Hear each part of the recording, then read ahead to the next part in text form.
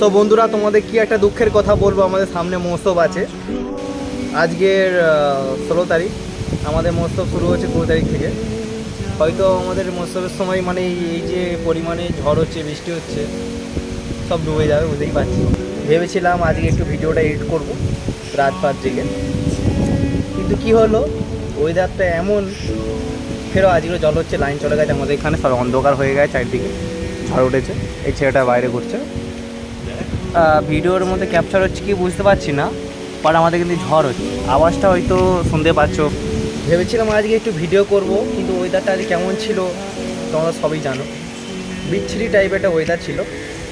চুলটাও কাটা হয়নি অনেক দিন, ভাবে চুল কাটবো, কেয়ার করা যাবে। লাইট বন্ধ। ওয়েদারের মজা নিচে দোস্ত। এই গাছটার দিকে দেখো, একবার লক্ষ্য করো তোমরা, গাছের পাতা নরম করে নড়ছে।